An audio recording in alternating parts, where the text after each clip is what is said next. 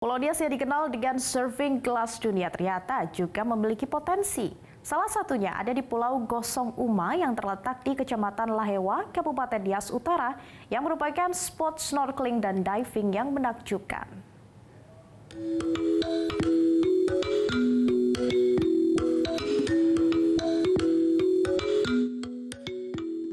Berbicara tempat wisata di Kabupaten Nias Utara, Sumatera Utara seakan tak ada habisnya.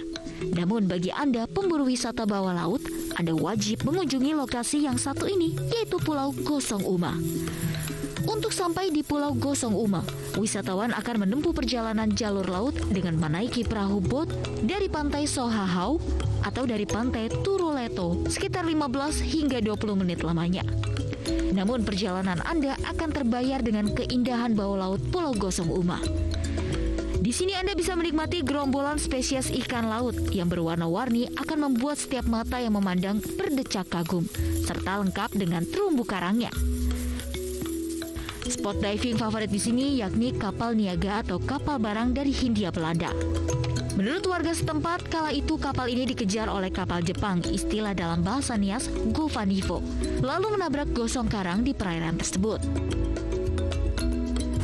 Yang memiliki nilai historis, sejarah, dan kemudian nilai kecintaan terhadap terumbu karang, dan nilai wisatanya juga ini kita bisa snorkeling, scuba diving di areal ini.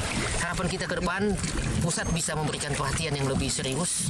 Contohnya ada kelompok yang dekat di sini, yakni di Pantai Turuleto, itu kelompok Koalisi Bahari, kebetulan kita yang memimpin kelompok itu.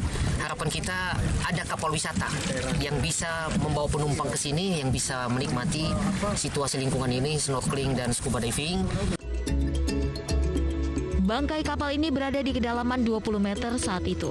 Namun, dampak surutnya air laut pasca gempa tsunami Aceh Nias 2015. Kapal ini makin muncul ke permukaan laut di kedalaman 3 hingga 5 meter. Dari Kabupaten Nias Utara, Sumatera Utara, Edi Kaniazega, Metro TV. Jelajahi cara baru mendapatkan informasi. Download Metro TV Extend sekarang.